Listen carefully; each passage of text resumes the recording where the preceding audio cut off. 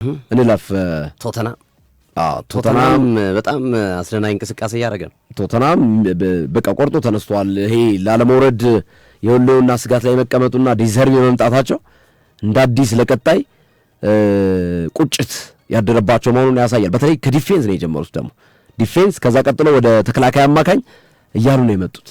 በጣም የገረመኝ ነገር ማለት ነው። ስለዚህ የዝውውር ጉዳዮችን እናንሳ። አጋሮቻችን ክብራትና ክብራን እናት ባንክ ማን እንደ እናት ይሎታል። እናት ባንክን ይጠቀሙ እንሎታለን። የእናት ባንክ ደንበኛ የሚሆኑ የተለያዩ አገልግሎቶችን ወደ እናንተ አቅርቦሎታል እንላለን። ኢትዮ ሲኖም የዚህ ፕሮግራም የክብር አጋር ነው። ሲኖትራክ ጋር በተያዘ ሲኖትራክ ያላችሁ ወይም መግዛት የምትፈልጉም በአስፈላጊው መንገድ ሰርቪስ ይደረጋሉ። ስገዙ ደግሞ ከ2000 እስከ 5000 ኪሎ ሜትር ድረስ በነጻ ሰርቪስ አላቸው። ኢትዮ ሲኖ እንግዲህ በሲኖ ትራክ ላይ እየተጠበቡበት ይገኛሉ። እኛ ጋር ሲሰሩ መኪና መቆም የሚባል ነገር አይታሰብም። አላስፈላጊ ወይም ደግሞ ድንገተኛ አደጋዎችም ከገጠሙ በፍጥነት ይስተካከላሉ ይለውታል ኢትዮ ሲኖ። ይመቻችሁ እያላችሁ ነው የሚገኘው። አቃቂ ቃሊቲ እንደዚሁም በጅቡቲም አላችሁ። አቃቂም ቃሊቲም ጅቡቲም በተጨማሪም ደግሞ እንደዚሁ በሌሎች አካባቢዎችም ታገኙታላችሁ። 0964 46 88 88 0964 46 88 88 በተለይ መኪና ያላችሁ ሲኖ ያላችሁ ያስፈልጋችኋል። ይሄ በጣም አሪፍ ኢትዮ ሲኖ። እሺ ወደ ዝውውሮች እንግባ። ቶተናምን እንመልከት። እንግዲህ የዝውውር መስኮቱ ባለፈው ሰኞ ነው የተከፈተው። ዛሬ ሮብ ነው። ከተከፈተ የዝውውር መስኮቱ ከተከፈተ 3 ቀናቶች ተቆጥረዋል።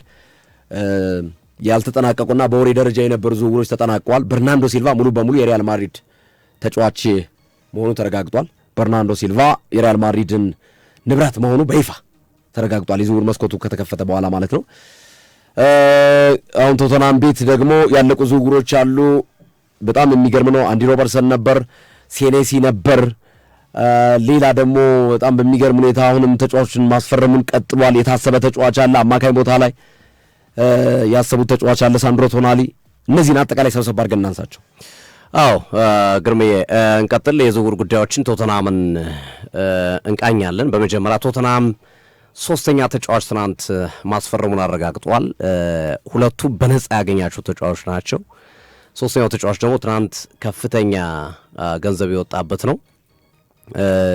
ሁለቱ ያው እንደሚታወቀው አንድሪ ሮበርትሰንን ከሊቨርፑል አስፈርመዋል። ትልቅ ዝውውር ነው፣ ጠቃሚ ዝውውር ነው። እድሜው ካልሆነ በስተቀር የሮበርትሰንን ብቃት የሚጠራጠር ያለ አይመስለኝም። ከእድሜው ጋር በተያያዘ ምናልባት ያው እድሜውም ያን ያህል በጣም ሄዷል የሚባል አይደለም፣ ግን እሱን ነው ልታነሳ የምትችለው። አምና አንዱ በእርግጠኝነት አሰልጣኝ አርነ ስሎት ከሚቆጭባቸው ነገሮች መካከል ለሮበርትሰን መስጠት የሚገባቸውን እድል ለኬርኪዝ መስጠታቸው የሚያስቆጫቸው ይመስለኛል። እንደው አርነ ስሎት ቢጠየቁ ሮበርትሰንን በድየዋለሁ ብሎ የሚያስቡ ይመስለኛል። ምክንያቱም ሮበርትሰንን በየጨዋታው ምርጥ ነው እየተመለከተ ነው። እርሳቸው ኬርኪዝን ነው የሚያስገቡት። ቀይረው አስገብተው አስደናቂ እንቅስቃሴ አድርገው ኔክስት ጌም ላይ ደካማ የነበረውን ኬርኪዝን ይደግሙታልና ተጫዋቹ መንተሙን እንዳይጠብቅ ተጫዋቹ ሁሌም ስትጫወት ነው አንድ ተጫዋች በተጫወተ ቁጥር ነው ውጤት የሚያመጣው እና ያንን ነገር ነስተውት ነበረ። ያን እድል ነፍገውት ነበረ። በጥር እኮ ቶተናም ሊገባ ነበረ። በጥር ቶተናም ሊገባ የተዘጋጀበት ሂደት ተመልክተን ነበርና ሲሚካስ ከሮማ ለመመለስ የነበረው ከውሰት ለመመለስ የነበረው ሂደት ስላልተሳካ ነው ሮበርትሰን ወደ ቶተናም ያልተጓዘው እንጂ በጥር ሊጓዝ ነበረ ወደ ቶተናም። ዝሮ አሁን ጨርሶታል። ሌላው ማርኮስ ሴናሲ ነው። በጣም አሪፍ ተከላካይ ነው። ከቦርማውዝ ያስፈረሙት ይህ ተጫዋችን በጣም ይጠቅማቸዋል። በነፃ ነው ያገኙት። በጣም ማይገኝ ነው። አመቱ ሙሉ የተጫወተ ነው በቦርማውዝ።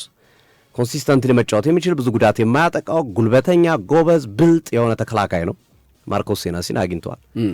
አሁን 3ኛ የጨመሩት ተከላካይ ትናንት ፖል ቫን ሄከን ነው። በሆላንድ ብሔራዊ ቡድን ከቫንዳይክ ጋር ባለፈው ጨዋታ ተጣምሮ ተመልክተናቸዋል። የብራይተኑ ዲፌንደር የብራይተኑ ተከላካይ። ለዚህ ተጫዋች ያወጡት ገንዘብ በእርግጥ ትልቅ ገንዘብ ነው። 52 ሚሊዮን ፓውንድ ለቫን ሄከ ዝውውር አወጥተዋል። ሊቨርፑል በጣም ይፈልገው ነበረ ቫን ሄከ። ማንቸስተር ዩናይትዶችን ማስፈረም ይፈልጉ ነበረ፣ ከዝርዝራቸው ውስጥ ነበረ ቫን ሄከ። ግን ቶተናም ጠንከር ብሎ በመምጣት ወይም ከፍተኛ ገንዘብ በማቅረብ ደሞዙንም ዝውውሩንም በማቅረብ ተጫዋቹን አስፈርሞታል ቫን ሄከን እና ተከላካይ መስመር ላይ የመጠገኛም ጠንካራ ዝውውርም ነው ያደረጉት። ያ ማለት አሁን ቡድኑ ያለው እንደነ ኬቨን ዳንሱ አይነት ተከላካይ ነው የነበረው። ሚኪ ቫን ደ ቬን፣ ክርስቲያን ሮሜሮ ከሚኪ ቫን ደ ቬንና ከክርስቲያን ሮሜሮ አንዳቸው የሚለቁ ይመስለኛል። ምክንያቱም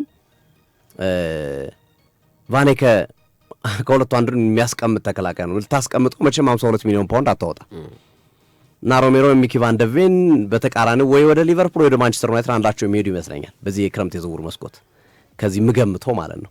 ከሁለቱ አንዱ ወደ ማንቸስተር ዩናይትድ አሊያም ወደ ሊቨርፑል ያምራል። ወይ ሚኪ ቫን ደ ቬን ወይ ክርስቲያን ሮሜሮ። ሞሮርለስ ክርስቲያን ሮሜሮ ይመስለኛል። ቫን ደ ቬን በጣም ደስተኛ እንደሆነ እየተነገረ ነው በዲዘርቢ።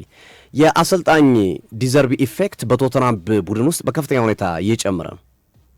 የዲዘርቢ የቶተናም አሰልጣኝ ሆነው መሾም ቶተናምን አትርፎታል፣ አነቃቅተውታል። ቶተናምን እንደገና በእሳቸው መምጣት ምክንያት ከእሳቸው ያጫወት መንገድ ጋር የሚስማሙ የእሳቸውን ያጫወት መንገድ የሚያደንቁ የዲዘርቢን እሳቤ እና ፕሮጀክት የሚደግፉ በርካታ ዓለም ላይ ተጫዋቾች አሉ እና አሁን የዲዘርቢ ኢፌክት እነዚህ አይነት ተከላካዮችን ቫኔከን አምጥተዋል፣ ማርኮ ሴንሲን አምጥተዋል፣ ሴናሲን።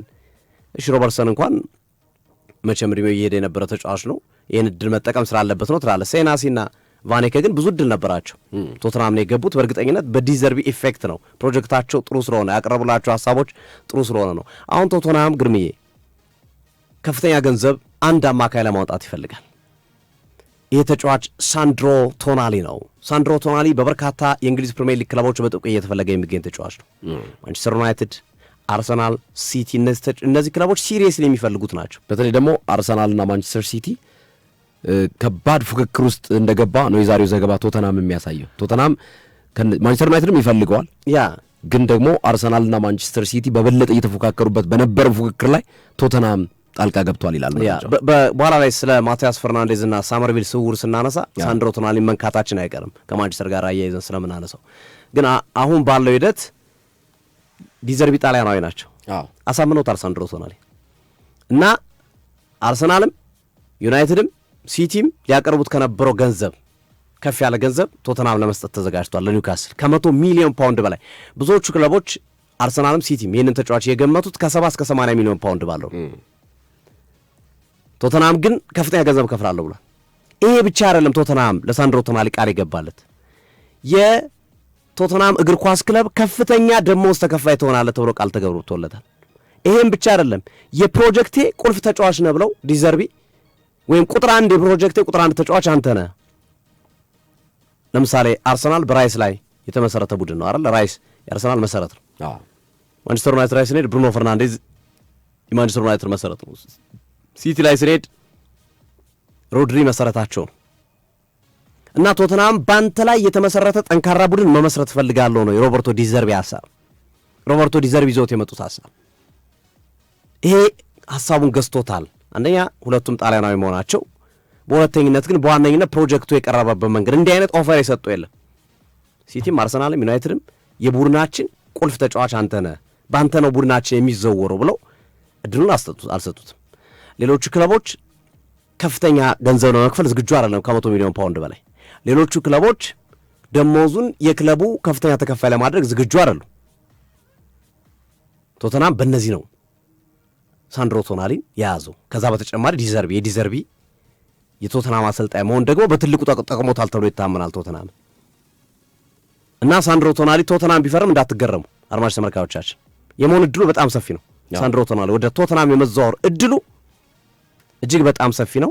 እንግዲህ በቀጣዮቹ ቀናቶች ዲዘርቢ ነው ስራውን የሰራው። መረጃው የሚጠቁመው እንደዛ ነው። ሮቤርቶ ዲዘርቢ ጣሊያናዊ ሳንድሮ ቶናሊን በማሳመን ረገድ ከፍተኛውን ድርሻ እንደወሰዱና ከአርሰናልና ከማንቸስተር ሲቲ ቀድሞ ሳንድሮ ቶናሊ ቶተናም የመግባት እድል እንዳሉ ዛሬ ወጣ መረጃ ደግሞ እየጠቆመ ነው።